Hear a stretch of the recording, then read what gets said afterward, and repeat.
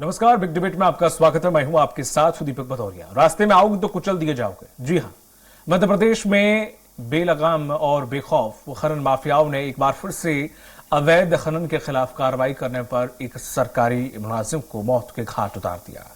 कुछ यही संदेश दिया है। वहीं शहडोल जिले के बिहारी में खनन माफियाओं के द्वारा पटवारी की ट्रैक्टर से कुचलकर हत्या के बाद प्रशासनिक महकमे में हड़कंप है और सूबे में सियासत का बवाल मचा हुआ है। एक तरफ विपक्षी दल कांग्रेस सरकार पर हमलावर है, तो वहीं अब प्रदेश की पूर्व मुख्यमंत्री और बीजेपी की फायर ब्रांड नेता उमा भारती ने भी घटना पर गुस्सा जाहिर करते हुए शासन और प्रशासन पर निशाना साधा है। इसी पर चर्चा कर उससे पहले देख लेते हैं रिपोर्ट। एमपी में माफिया राज, खनन माफियाओं की भेंट चढ़ा एक और घर का चिराग। बड़ा सवाल, सरकारी मुलाजिमों की मौत पर कब लगेगी लगाम? जी हाँ, अवैध उत्खनन के लिए कुख्यात मध्य प्रदेश में खनन माफिया एक बार फिर सरकारी मुलाजिमों पर कहर बनकर टूट रहे हैं। प्रदेश में खनन माफियाओं के हौसले इस कदर बुलंद हैं कि वो उनके रास्ते आने वाले सरकारी अधिकारी और कर्मचारियों की जान लेने से भी पीछे नहीं हट रहे। ताजा मामला शहडोल जिले का है, जहां खनन माफियाओं ने अवैध उत्खनन रोकने गए एक पटवारी को ट्रैक्टर से कुचलकर मौत के घाट उतार दिया। लेकिन ये कोई पहली घटना नहीं है। खनन माफिया की ऐसी दुस्साहिक घटनाओं की फेहरिस्त काफी लंबी है, क्योंकि मध्य प्रदेश में माफियाओं पर नजर डालने का अंजाम मौत बन चुका है। जिसने माफियाओं के खिलाफ नजर टेढ़ी की, उसे सिर्फ मौत मिली है। एमपी में माफिया राज। मार्च 2012 मुरैना में आईपीएस नरेंद्र कुमार सिंह की ट्रैक्टर से कुचलकर हत्या। अप्रैल 2015 में मुरैना के नूराबाद थाने में तैनात पुलिस आरक्षक धर्मेंद्र सिंह चौहान की डंपर से कुचलकर हत्या। जनवरी 2015 में मुरैना में अवैध रेत से भरे ट्रैक्टर को पकड़ने गई वन विभाग की टीम पर जून 2015 में शाहजहांपुर में अवैध खनन रोकने पहुंची महिला माइनिंग इंस्पेक्टर और उनकी टीम को घेरकर जानलेवा हमला किया। जून 2015 में बालाघाट में बौखलाए रेत माफियाओं के गुंडों ने एक पत्रकार का अपहरण करके जिंदा जलाया। साल 2016 में मुरैना में फॉरेस्ट गार्ड नरेंद्र शर्मा को ट्रैक्टर से कुचलकर मौत के घाट उतारा। साल 2017 में बेतवा में किए जा रहे अवैध खनन के खिलाफ जांच करने पर छतरपुर की एसडीएम आईएएस सोनिया मीणा को बंदूक दिखाकर जान से मारने की धमकी दी। सितंबर 2018 मुरैना के देवरी गांव में खनन माफिया ने वन विभाग के डेप्यूटी रेंजर की ट्रैक्टर से कुचलकर की हत्या। साल 2020 में सीहोर की रेहटी थाना क्षेत्र के जहाजपुरा गांव में कांस्टेबल को ट्रैक्टर ट्रॉली से कुचलने की कोशिश। मई 2022 में अशोकनगर में अवैध खनन रोकने पहुंचे वन कर्मियों पर लाठी डंडों से जानलेवा हमला। वहीं शहडोल में हुई घटना के बाद प्रशासनिक महकमे में हड़कंप मच गया है, तो दूसरी तरफ सियासत भी गरमा गई है। विपक्ष पहले ही रेत के कारोबार को लेकर शिवराज सरकार पर हमलावर है। ऐसे में अब पीसीसी चीफ कमलनाथ ने इस घटना को प्रदेश में रेत माफियाओं के दुस्साहस और उन्हें मिल रहे सरकारी संरक्षण से जोड़ते हुए शिवराज सरकार पर तीखा हमला बोला है। दूसरी तरफ पूर्व सीएम उमा भारती ने भी अपनी ही सरकार पर सवाल उठाते हुए इस घटना को शासन प्रशासन के लिए कलंक बताया है। मध्य प्रदेश में भारतीय जनता पार्टी के कार्यकाल में पिछले 20 वर्षों में 18 साल कम से कम सरकार रही है और खनन माफिया हमेशा हावी रहा है। 2013, 2016, 2018 और 2023 आप देखिए लोग हत्याएं कर दी गई हैं, उनके साथ मारपीट की गई है। उसका कारण एक है कि जो भारतीय जनता पार्टी के मंत्री लोग हैं उनके संरक्षण में तो खनन माफिया फल फूल रहे हैं और यही कारण है कि आज खनन माफिया कोई कार्रवाई नहीं हो पाती है। उनके इतने हौसले बुलंद हैं, चाहे गिरधार पटवारी हो, चाहे महिला अधिकारी हो, चाहे कोई भी हो, यहाँ तक कि एसपी तक की हत्या की गई है मुरैना के अंदर। तो भारतीय जनता पार्टी के मंत्रियों के संरक्षण में खनन माफिया फल फूल रहा है, उसी का परिणाम है कानून व्यवस्था ध्वस्त हुई है। कुल मिलाकर प्रदेश में एंटी माफिया अभियान के तहत बड़े स्तर पर माफियाओं के खिलाफ कार्रवाई का दावा करने वाली बीजेपी सरकार अवैध खनन और माफिया को रोकने में पूरी तरह नाकाम साबित हुई है।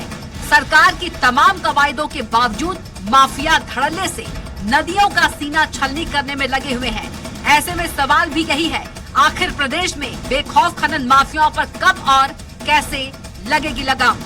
Bureau report, Swaraj express, Bhopal. और इसी मुद्दे पर चर्चा करने के लिए खास मेहमान हमारे साथ जुड़े हुए हैं गोविंद मालू जी हैं, बीजेपी प्रवक्ता। गोविंद जी, आपका बहुत बहुत स्वागत है। वहीं अवनीश बुंदेला जी हैं, कांग्रेस प्रवक्ता। अवनीश जी, आपका भी बहुत बहुत स्वागत है। वहीं राम मोहन चौकसी जी हैं, जो कि वरिष्ठ पत्रकार हैं, वो भी हमारे साथ जुड़े हुए हैं। सर, आपका बहुत बहुत स्वागत है। जिस तरह से गोविंद सर, अगर देखा जाए लगातार शायद ही कोई ऐसी साल गई हो जिसमें कोई बड़ी घटना इस तरह की नहीं घटी हो। क्या वजह है कि हम इन पर लगाम नहीं लगा पा रहे हैं? केस तो दर्ज होते हैं, उसके बावजूद भी इन पर अंकुश नहीं लग पाता। हम बात करते हैं कि माफियाओं को गाड़ देंगे, माफियाओं को खत्म कर देंगे या यहाँ छोड़ के चले जाएं, हम ऐसी बातें तो करते हैं, फिर वो इच्छा शक्ति कहाँ चली जाती है कि जब इस प्रकार की वो घटना देते हैं या करते हैं तब हम फिर से जागते हैं कि नहीं, अब माफियाओं को नहीं छोड़ेंगे हम। माफियाओं को नहीं छोड़ना ये सरकार की इच्छा शक्ति का परिणाम है और इसीलिए उस पर कार्रवाई और गिरफ्तारी भी हुई। इसके पहले भी जो घटनाएं हुई है उनमें सख्ती से कार्रवाई की गई, किसी को कोई संरक्षण नहीं दिया गया, किसी को कोई छोड़ा नहीं गया, कोई कोताही नहीं बरती गई। देखिए, ये समाज जीवन में कई सारे चोरी भी होती है, डाका भी डलता है या और कुछ भी घटनाएं होती है, तो घटनाएं किसी को कह के दुर्घटना है, सुघटना तो है नहीं, कोई कह के नहीं आती। लेकिन उसके बाद सरकार का संरक्षण यदि किसी को और सरकार कार्रवाई न करे तो दोषी माना जा सकता है। अभी जो जब से हमारी सरकार आई 2020 से और अभी तक, उसमें आप कोविड का काल भी में तो कुछ हुआ नहीं, लेकिन उसके बाद के काल मतलब कुल मिला के 1.5-2 साल जमा में 64,000 कार्रवाइयां हुई, 250 करोड़ से ज्यादा की हमने शास्ति लगाई, पेनल्टी लगाई और कई सारे हाईवा और ये डंपर और इनको जब्त भी किए, वो आज सड़ रहे हैं। तो ये देखिए, सरकार काम करती है, सरकार कार्रवाई करती है, अधिकारी कार्रवाई करती है, जैसे ही संज्ञान में आता है उस पर कार्रवाई की जाती है और ऐसी घटनाओं को बहुत गंभीरता से लिया जाता है सरकार द्वारा। उनको पूरी तरह से उन पर कड़ी कानूनी कार्रवाई की जाती है, कानून के तहत जो सख्त से सख्त दंड दिया जा सकता है वो दिया जाता है। इसलिए ये घटनाएं दुर्घटना है, इसकी हम निंदा करते हैं और जो कार्रवाई की गई है सरकार ने और गिरफ्तारियां की है वो सरकार की जो इच्छा शक्ति और सरकार की तत्परता का परिणाम है। ठीक है, बाकी सब अच्छी बात लगी सर आपकी, लेकिन थोड़ा सा एक चीज थोड़ा सा अजीब लगी। अब जैसे कि आपने कहा कि कार्रवाई तो हुई है, अब घटनाएं तो बोल के थोड़ी ना होती हैं, जैसे आपने जिक्र किया। तो अब जैसे कोई आतंकवादी है तो आतंकवादी यहाँ आके 10 लोगों को मार दे, तो हम बोले हमने मारा तो सही, मार तो दिया हमने उनको, तो लगातार घटनाएं बढ़ने दें हम क्या? आतंकवादी को घटना इस प्रकार से उन्हें फलने फूलने देगा? सर, ये माफिया, ये रेत माफिया सर ऐसा है सर, रेत माफिया आप भी जानते हैं, ये कोई पहला प्रकरण भी नहीं है और ये कोई रेत माफिया कोई नई कोई कैटेगरी होगी भी नहीं है। ये बहुत पुराने हैं और सबको पता है कि ये बहुत बड़ा, ये पूरी हायरार्की चली आ रही है, इसमें सबका बंधा हुआ रहता है ऊपर से नीचे तक, इस प्रकार की सबको पता है ये चीजें। लेकिन उसके बावजूद भी हम ये अंकुश क्यों कहां पे नहीं लगा पाते? माफियाओं की बात करते हैं, अंकुश नहीं लगाते तो इतनी कार्रवाई कहां से होती? अंकुश ही नहीं लगाते तो इतनी जब्ती होकर उन पर दंड लगकर 250 करोड़ रुपए वसूल कहां से होते 1.5-2 साल में? और 64,000 लोगों की कार्रवाई कैसे होती? अगर कार्रवाई होती 64,000 प्रकरण तो बने, इनकी हिम्मत हो जाती सर? ऐसे कार्रवाई नहीं होती, ऐसा नहीं कार्रवाई नहीं होती है कि वो एसडीएम को भी नहीं छोड़ रहे, वो एसपी को नहीं छोड़ रहे, पटवारी को भी नहीं छोड़ रहे, डिप्टी रेंजर को भी नहीं छोड़ रहे, वो किसी को छोड़ ही नहीं रहे। देखिए, ये मैंने कहा ना, माफियाओं का, असामाजिक तत्वों का लगाम लगाना कानून व्यवस्था के तहत सरकार का काम है, वो कर रही है। लेकिन ये वो कादित इसको हम क्या कहेंगे? इस पर हम कार्रवाई कर सकते हैं, कानून व्यवस्था के तहत उनको बंदी बना सकते हैं, उन पर कड़ी से कड़ी कार्रवाई की जा सकती है। मैंने कहा ना, दुर्घटना और सुघटना थोड़ी होती है, दुर्घटना होती है। और जब ये रेत तो खनन होता ही है, रेत खनन नहीं होगा ऐसा तो हाँ, जो अवैध परिवहन है उस पर निगरानी की जाती है, तभी कार्रवाई होती है। और इसमें कोई ज्यादा कोई ऐसे माफिया लोग आ जाते हैं और वो कोई कृत्य करते हैं तो उस पर सरकार कोई उनको छोड़ती नहीं है और उनको किसी भी रूप में किसी तरह का संरक्षण नहीं मिलता है, न कार्रवाई में कोई कोताही बरती जाती है। ठीक है, अवनीश जी, जिस तरह से वो बोल रहे हैं कि कार्रवाई हुई है और होती है और आगे भी अगर कुछ ऐसा मामला फिर से आता है तो फिर से कार्रवाई करेंगे और जो भी आरोपी हैं वो बख्शे नहीं जाएंगे, वो जेल में जाएंगे। दीपक जी, जब आपका ये बुलेटिन शुरू हुआ था, शुरू में लगभग 15 से 16 घटनाएं आपने गिनाई। आईपीएस नरेंद्र शर्मा जी के बारे में बताया, उनकी तो हत्या ही कर दी गई थी 2012 में। कांस्टेबल नरेंद्र चौहान जी की बात हुई और भी कई सारी घटनाएं की बात हुई। 1-2 घटनाएं मुझे भी याद है कि आपको याद हो, रेत माफिया मुरैना जिले में एक जगह एक थाने में बंदूकें छीन ले गए थे, पुलिस वालों को अंदर बंद कर गए थे। और आपको याद होगा कि ग्वालियर कंपू थाना क्षेत्र की भी घटना है कि जहां टीआई का सर फोड़ दिया था, वो भी रेत माफिया थे। इसके अलावा ध्यान रखें, एक पुलिस पार्टी थी दतिया जिले में, रात को पुलिस पार्टी लूट ली गई थी, फ्लाइंग स्क्वाड रहती ना रेत माफियों के लिए, वो तक लूट ली गई थी गृह मंत्री के क्षेत्र में। इसका कारण दीपक जी सिर्फ एक है कि सरकार ने कभी भी कितना जो ईमानदारी से कार्रवाई वो नहीं की। सरकार में रेत को लेके जितना ज्यादा अवैध खनन को संरक्षण शिवराज सरकार ने 18 साल में दिया, उतना कोई दे ही नहीं सकता। ये सिर्फ इसमें हिस्सेदारी की लड़ाई है। मैं एक बात बताता हूं आपको, कमलनाथ जी की सरकार आने के पहले रेत नीति इस तरह से थी कि सरकार को सिर्फ 150 से 200 करोड़ रुपए का राजस्व मिलता था प्रतिवर्ष। हमने जो नीति बनाई उससे एक बार में 1250 करोड़ रुपए का राजस्व आया। आप देखें, उसके बाद आपको इस तरह की घटनाएं कम देखने, क्योंकि अवैध खनन पे हमने लगाम लगाई थी। हमारे कार्यकाल में 1 साल 1.5 साल तक, 1.25 साल तक इस तरह की घटना आपको सुनने नहीं मिली।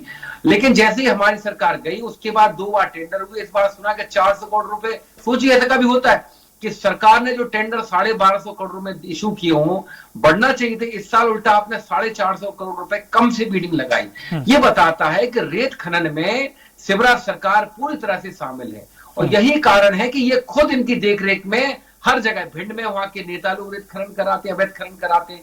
आज आप होशंगाबाद क्षेत्र में जाएंगे तो वहां के नेता कराते हैं। आप छतरपुर जिले में जाए तो बीडी शर्मा की देखरेख में वहां रेत का अवैध उत्खनन हो रहा है।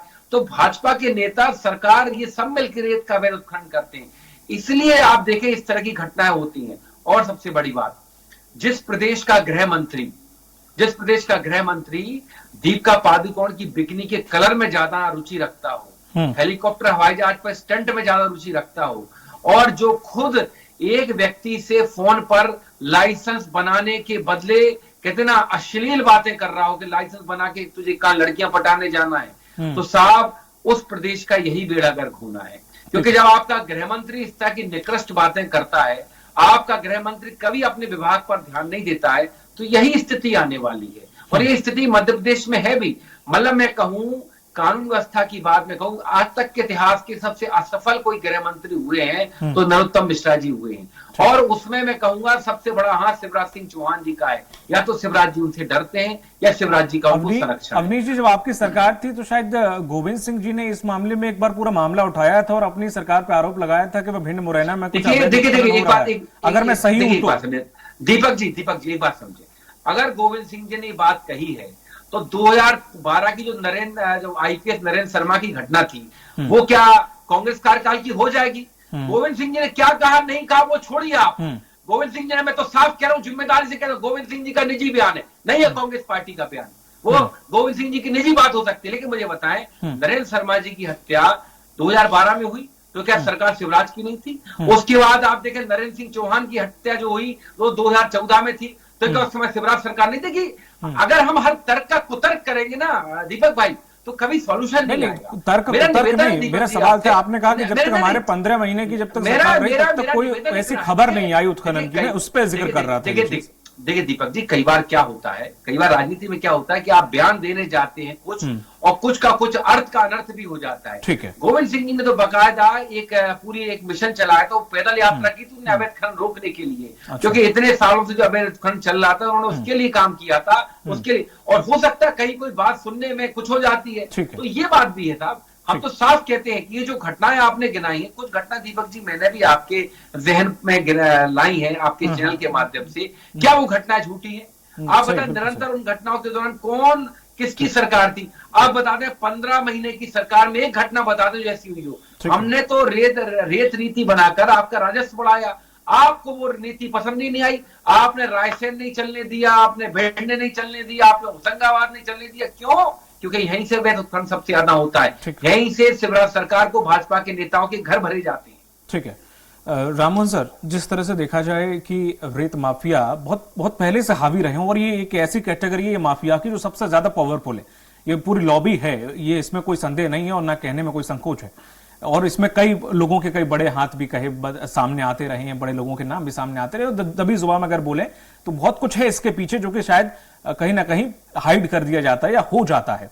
अब सवाल ये खड़ा होता है कि बहुत सारे ट्रक निकलते हैं, रोज निकलते हैं, न जाने कितने चेक पोस्ट होते हैं, न जाने कितने पुलिसकर्मियों से टकराते हैं, कभी मामला सामने आता नहीं, सब कुछ ऐसे तैसे करके चल जाता है। जब कभी शिकायत होती है या बड़ी कोई खबर किसी बड़े चैनल पे चलती है तो शायद कार्रवाई हो जाती है, कुछ ऐसी, उसके बाद खाना पूर्ति खत्म हो जाती है। तो क्या वाकई इस पर आखिर क्यों कंट्रोल, क्यों सरकार या फिर प्रशासन या गृह विभाग किस तरह से कार्रवाई क्यों करने से चूकता है या क्यों करने से डरता है उस प्रकार की? देखिए भदौरिया जी, मेरा मानना यह है कि इसमें यदि हम राजनीति को छोड़ दिया जाए, ठीक है, तो कोई भी राजनीतिक दल के नेता जो है ना वो दूध के धुले नहीं है। पहली बात, इसमें सभी लोग इस पाप की गंगा में डुबकी लगा रहे हैं, नंबर एक।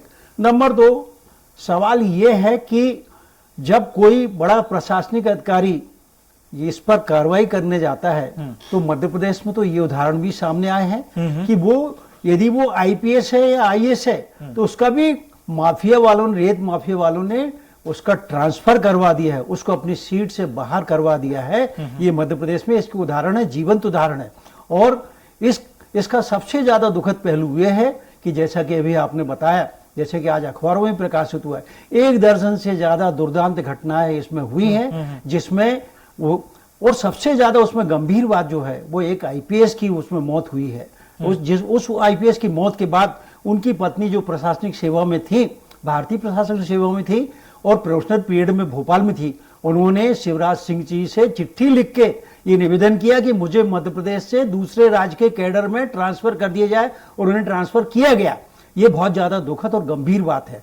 अब बात आती है इस पर कि हम ये कह रहे हैं कि रेत माफिया का खनन कोई ऐसा तो है ही नहीं कि कोई गली में छुप के कोई कर रहा हो। आप नर्मदा नदी देख लीजिए, आप चंबल देख लीजिए, आप कोई भी मध्य प्रदेश की नदी देख लीजिए, हम मध्य प्रदेश की बात कर रहे हैं, वहां पर क्या आपको ये मशीन नहीं दिखती, पोगलेन मशीन नहीं दिखती जो आधी नदी में खड़ी होकर जो रेत को उगाई करती हैं, रेत को भरती हैं, डंपर से भरती हैं, रात भर डंपर चलते हैं और धड़धड़ा कर चलते हैं। कोई खुदा ना खास्ता कोई एक छोटा सा कर्मचारी यदि रोकने की कोशिश करता है, वो वन विभाग का हो सकता है, वो राजस्व का हो सकता है, किसी भी विभाग का हो सकता है, उसे कुचल दिया जाता है, उसे मार दिया जाता है। इससे ज्यादा शर्मनाक कोई बात नहीं है। बात कांग्रेस और भाजपा सरकार की बिल्कुल नहीं है, ये दोनों सरकार के राज में हुए हैं और ये खनन माफिया फल फूल रहा है। और इसका सीधा सीधा कारण यह है, इसमें तीनों तंत्र जुड़े हुए हैं, प्रशासनिक तंत्र भी जुड़ा हुआ है, राजनीतिक तंत्र भी जुड़ा हुआ है और वो माफिया खुद जुड़ा हुआ है। यहाँ पर इनके इतने पावरफुल लोग हैं कि यदि कोई इस पे कार्रवाई करने निकलता है तो उस आदमी को या तो मार डाल दिया जाता है या उसको उस जगह से उसको ट्रांसफर कर दिया जाता है। अब इसमें एक सवाल खड़ा होता है कि आप साल भर इसकी विधिवत कार्रवाई क्यों नहीं करते, आप इस बात की जांच क्यों नहीं करते। एक बार आपने यदि वहां से यदि उसकी वो ली है, रॉयल्टी ली है, तो उस रॉयल्टी पर 4-4 ट्रक, एक ही नंबर के 4 ट्रक कैसे निकल रहे हैं, कैसे उसकी जांच क्यों नहीं होती? सर मैं आपको रोकना चाहूंगा, हमारे साथ डीएस राय जुड़ गए हैं जो कि पूर्व कलेक्टर हैं। सर आपका स्वराज एक्सप्रेस में बहुत बहुत स्वागत है। डीएस राय सर, आप तक आवाज आ रही है? हेलो जी सर, आप तक आवाज आ रही है? हाँ, आवाज आ रही है सर। जिस तरह से जो पूरा मामला है, जो कि पटवारी को रेत माफियाओं के द्वारा कुचलने और उसे जान से मारने के बाद से जब ये मामला उठा है पूरा, तो इस पे कहीं ना कहीं ये सवाल खड़ा हो रहा है कि आखिर इस पे अंकुश क्यों नहीं?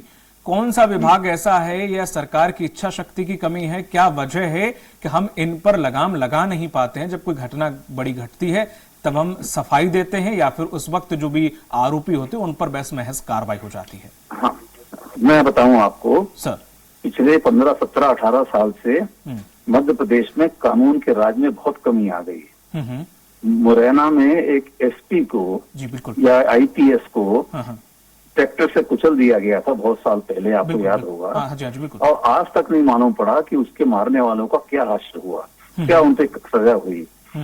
चाहे हमारे बुधनी हो, चाहे रायसेन हो, चाहे सीहोर हो, रेत का धंधा इतने जोरों से चल रहा है, इसमें सरकार जो है, सरकार की ने आंखें बंद कर रखी हैं और माफियाओं ने अपना राज कायम कर रखा है। इसमें पुलिस की भी मजबूरी है, पुलिस की भी भागीदारी है। और माइनिंग डिपार्टमेंट क्योंकि डरा हुआ है। माइनिंग इंस्पेक्टर क्या होता है, आजकल तो माइनिंग इंस्पेक्टर लड़कियां भी बनती हैं, उनकी क्या हिम्मत जो इन ट्रैक्टर वालों के सामने और ट्रक वालों के सामने ट्रक को रोक के दिखाएं। अब बेचारा पटवारी, भले ही वो फौजी था, परंतु पटवारी तो पटवारी होता है, उस समय तो पटवारी था। तो ये पूरा अनुशासनहीनता का, अनुशासन की कमी का, कानून के राज की कमी का, मिली भगत का, और रेत में इतनी इनकम है तो इनकम रेत के अलावा कहीं हो नहीं सकती। तो ये सब पूरी सरकार की कमजोरी है, सरकार के कुछ नेताओं की, सरकार का मतलब भारतीय जनता पार्टी, इनके नेताओं की और इनके मंत्रियों की मिली भगत है। नहीं तो हमारे अधिकारी इस संख्या में नहीं मारे जाते। कहीं तहसीलदार पे गाड़ी चढ़ा रहे हैं, कहीं पटवारी को कुचल रहे हैं, आईपीएस को ट्रैक्टर से गिरा के मार दिया, क्या मजाक बना रखा है। तो ये पूरी कमजोरी है, इस इच्छा शक्ति का अभाव है। यदि रेत की खदानें चलाना ही है, सरकार ठेके देती है तो उस पर नियंत्रण रखे, उसमें माइनिंग डिपार्टमेंट को इतना ताकीद करे, और जो माइनिंग इंस्पेक्टर को हाथ लगा दे उसको उठा के सीधे बंद कर दे उसको सालों तक। वो तो कभी होता नहीं। हमारे यहाँ जो रायसेन जिले में और सीहोर जिले में और भोपाल में चौहान बंधु के नाम से सैकड़ों ट्रक चलते हैं जो नंदा जी से रेत ला के भोपाल में बेचते हैं, और किसी की मजाल है जो उनको रोक ले, क्योंकि उसके पीछे लिखा हुआ है चौहान बंधु। आप समझ सकते हैं मैं क्या कह रहा हूँ, चौहान कौन है अपने यहाँ। तो ये बहुत दुखद स्थिति है, और इससे कांग्रेस पार्टी, यदि उम्मीद है कि जब कांग्रेस पार्टी आएगी तो जैसे पहले माफियाओं पे उन्होंने कंट्रोल लगाया था, रेत माफिया पे भी कंट्रोल लगाएगी। पूरे प्रदेश की नदियों की रेत को खोद डाला इन्होंने, नदियों को छलनी बना दिया, नदियों में रेत नहीं मिलती, नदियों में अब कंकड़ मिलते हैं, इतनी रेत निकाली। और एक पनडुब्बी नाम की मशीन होती है जो पानी के अंदर से रेत निकालती है, यदि आपने नाम सुना हो तो, पनडुब्बी बोलते हैं उसको। वो नदी के पानी के अंदर से रेत निकालती है। तो यदि रेत नहीं होगी और केवल नदी के तल में केवल कंकड़ ही कंकड़ होंगे तो क्या आगे जाके क्या होगा। ये इस पे बहुत गंभीरता से जनता को भी विचार करना चाहिए। अच्छा, इससे बड़े बड़े लोग शामिल हैं, ये केवल गरीबों का काम नहीं है, ये माफिया है पूरा। 10-10 ट्रक बेचते हैं। रेत का भाव तो आजकल सब्जियों से भी ज्यादा है। बिल्कुल सर, इसी का जवाब मैं हमारे साथ जो प्रवक्ता जुड़े हुए हैं दोनों पार्टियों से ले लेता हूँ। बहुत बहुत शुक्रिया सर हमारे साथ जुड़ने के लिए। मालू जी ये पूर्व कलेक्टर थे, और हो सकता है वो उनकी व्यक्तिगत राय है या जो भी एक्सपीरियंस उनका रहा है, मैं इसको कोई टिप्पणी नहीं करूंगा, पर आपने पूरा सब कुछ सुना, इस पर अब कुछ कहेंगे आप? अगर ये प्रवक्ता के रूप में बोल रहे थे पूर्व कलेक्टर, वो लगातार हमेशा अभी पूरे बयान में उन्होंने केवल भारतीय जनता पार्टी को कोसा और कांग्रेस की तारीफ की। अरे कलेक्टर का ये दायित्व है, सही बात करे वो। अब वो कांग्रेस आएगी तो नहीं होगा। कांग्रेस के टाइम क्या सारा का सारा राम राज्य था क्या? कुछ नहीं होता था क्या? माफिया नहीं थे तब? ये उनके तो मंत्री कह रहे थे कि दिग्विजय सिंह ब्लैक मार्केटिंग और माफियाओं के संरक्षण चाहता है। इससे बड़ा प्रमाण क्या है? डॉक्टर गोविंद सिंह बोले रेत माफिया क्या हाथ टेक दिए, और ये कांग्रेस के प्रवक्ता बने बोल रहे हैं। और ये इसलिए बोल रहे हैं इनकी व्यक्तिगत खुन्नस के कारण। और अगर मान लो ये सब वो कह भी रहे तो विपक्ष क्या कर रहा था? उनको नहीं दिख रहा था कि उनका क्या दायित्व है। केवल आरोप लगाने से कुछ नहीं होता, पकड़ के बताओ। अगर कोई हिम्मत थी इनमें तो पकड़ के बताते। विपक्ष का क्या काम है? हम भी विपक्ष में थे तब हमने कई प्रकरण बताते। इसलिए हमने सख्ती से कार्रवाई की है, माफियाओं को पकड़ा है, जकड़ा है, उन पर उनको जेल पहुंचाया है, उन पर कड़ी कानूनी कार्रवाई की। अब ये कानून का राज ही नहीं था। कलेक्टर क्या करे? समय कम है मालू जी, इसलिए माफी चाहूंगा, मैं दूसरे को वक्त देना पड़ेगा। कांग्रेस प्रवक्ता सर थोड़ा सा कम शब्दों में खत्म करिएगा क्योंकि समय नहीं है, मुझे वरिष्ठ पत्रकार से। मैं दीपक जी कहूंगा, राय साहब पूर्व कलेक्टर को आपने बुलाया तो कुछ उम्मीद से बुलाया था, किसी कारण से बुलाया वो अपने चैनल पर। ऐसा तो है नहीं कि रास्ते चलते, अगर उनने कोई बात कही तो उन्हें अपने वो सही बात कही है। तो रेत का जो व्यापार शुरू हुआ है, आप देखें प्रदेश में, प्रदेश की बात कर ले, 2007 से शुरू हुआ है। उसके पहले रेत इतनी कीमती नहीं थी। जब से निर्माण कार्य एकदम बढ़े और रेत की उपयोग ज्यादा बढ़ा, क्योंकि उसके बाद सब ये इसमें टेंडर वगैरह होना शुरू हुए। तो देखिए जो उन्होंने कहा बिल्कुल सही कहा है कि आप ये कह रहे विपक्ष क्या कर रहा है, विपक्ष ये कर रहा है, हम तो सवाल खड़े करते ही रहे। कल नरेंद्र शर्मा जी की मौत पर क्या हम चुप रहे? डॉक्टर गोविंद सिंह ने सवाल तुम्हारी सरकार पे कर भाई।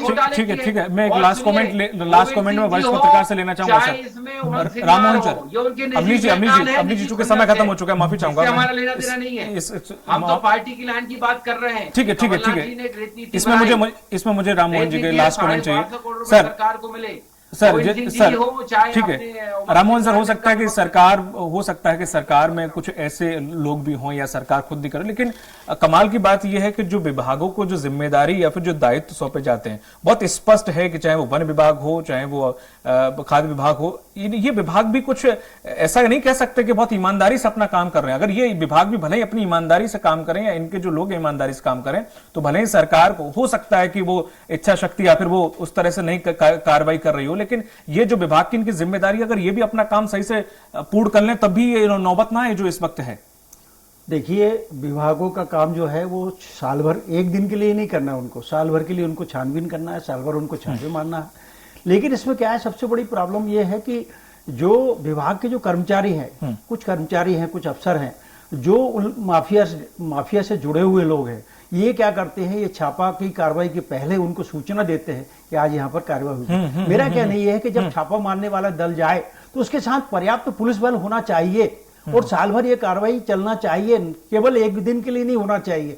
और रेत नीति को इतना स्पष्ट बनाना चाहिए ताकि इसमें किसी प्रकार का घालमेल ना हो, और रेत नीति के घालमेल के कारण ही कोई ये खनन माफिया फल फूल रहा है। और इसमें सरकार का प्रशय, चाहे कोई भी सरकार रही हो, उसका प्रशय हमेशा रहा है और रहेगा। यदि आपको ईमानदारी से काम करना है तो आप इसको साल भर छानबीन करिए। आप ये देखिए कि डंपर जो चल रहे हैं, एक नंबर पर 5-5 नंबर, 10-10 नंबर कैसे चलते हैं, इसकी जांच कौन खत्म हो गया। जी, बहुत बहुत शुक्रिया गोविंद सर आपका, और अवनीश जी आपका, और राममोहन चौकसी सर आपका, तीनों लोगों का बहुत बहुत शुक्रिया हमारे साथ जुड़ने के लिए।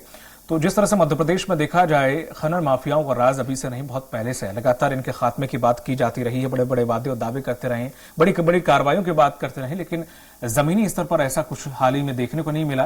प्रदूषण बोर्ड मंत्रालय ने अभी हाल ही में रोक लगा दी रेत की, जिसकी वजह से रेत के दाम और ज्यादा बढ़ गए, और ज्यादा मध्य प्रदेश की किल्लत हो गई। तो इस वजह से और ज्यादा अब खनन देखने को मिल रहा है, जिसका नतीजा आप सबके सामने है। मुझे दीजिए इजाजत, नमस्कार।